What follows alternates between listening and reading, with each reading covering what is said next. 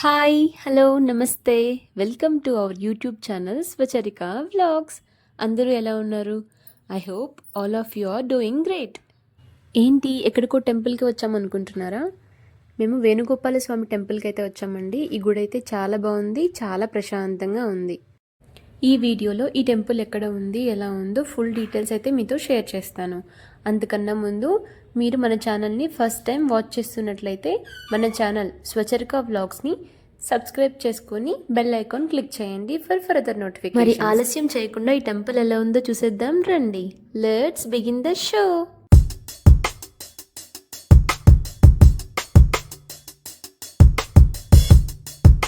నేను మీకు మన హైదరాబాద్ కేపీహెచ్బి కాలనీలో ఉన్న వేణుగోపాల స్వామి టెంపుల్ని అయితే చూపించబోతున్నాను. ఈ టెంపుల్ మనకి నెక్సెస్ మాల్కి దగ్గరలో ఉంటుందండి. ఈ టెంపుల్ కొండ మీద ఉంటుంది. ఎంట్రన్స్ అయితే ఇలా ఉంటుంది. మనకి నెక్సెస్ మాల్ దగ్గర నర్సరీస్ అయితే ఉంటాయి కదా, ఆ నర్సరీస్ దగ్గరలో ఉంటుంది. ఇది టెంపుల్కి వెళ్ళే దారి. పెద్ద దూరం అయితే ఉండదండి, రోడ్కి దగ్గరగానే ఉంటుంది. మనం టెంపుల్కి ఆల్మోస్ట్ దగ్గరగా వచ్చేసాం. ఇది టెంపుల్. మీరు మీ ఓన్ వెహికల్స్ వేసుకెళ్తే టెంపుల్కి ముందే పార్క్ చేసుకోవచ్చు అనమాట.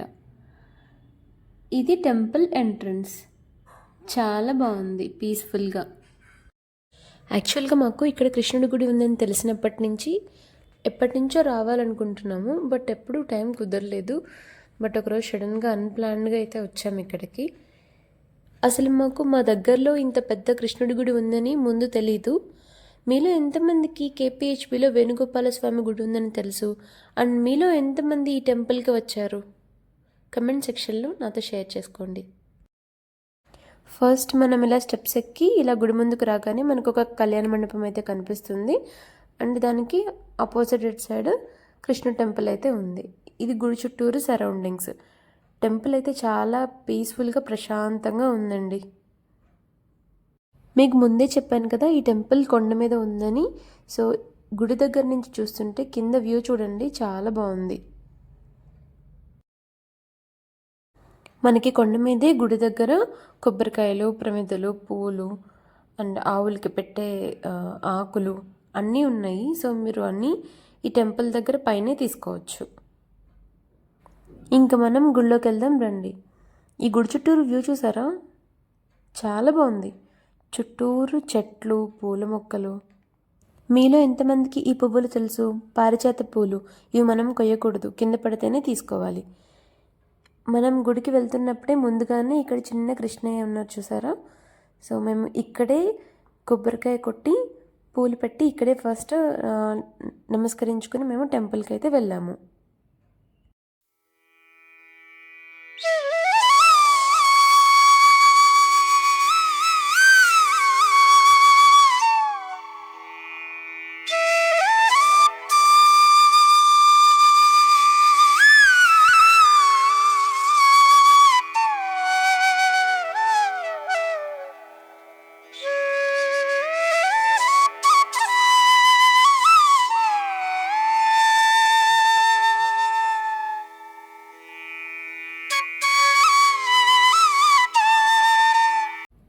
మనం ఈ గుడికి వెళ్ళాలంటే స్పెసిఫిక్ టైమింగ్స్ అయితే ఉంటాయండి. సో ఇక్కడ చూపిస్తున్నాను కదా, సో ఈ టైమింగ్స్లో అయితే మనం టెంపుల్ని విజిట్ చేయొచ్చు. ఇప్పుడు మనం గుడి చుట్టూరు ప్రదక్షిణలు వేసి గుడి చుట్టూరు ఎలా ఉందో చూసేద్దాం రండి.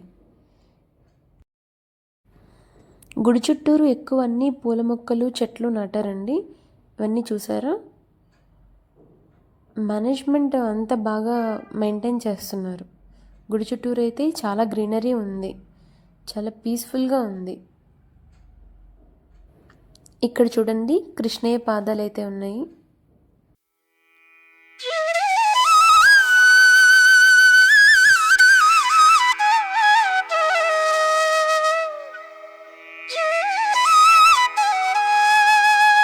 ఇదంతా మనకి గుడి బ్యాక్ సైడ్ వ్యూ అనమాట. అసలు మొత్తం పూల మొక్కలతో నింపేశారు, ఒక గార్డెన్లా ఉంది చూడ్డానికి. ఈ చెట్టు చూడండి, భలే ఉంది చూడ్డానికి, బాగా కట్ చేశారు. అండ్ గుడి బ్యాక్ సైడ్ ఇంకొక కన్నయ్య విగ్రహం. చిన్న మండపంలో అయితే కట్టి ఇక్కడ కూడా దీపారాజన చేస్తున్నారు. అంటారు కదా కృష్ణుడు ఉండేది బృందావనంలో అని. ఆ బృందావనం థీమ్ లాగా పూల మొక్కలైతే అలాగే నాటినట్టు అనిపించింది. డిఫరెంట్ కలర్స్లో చాలా రకాల పూల మొక్కలైతే ఇక్కడ ఉన్నాయి.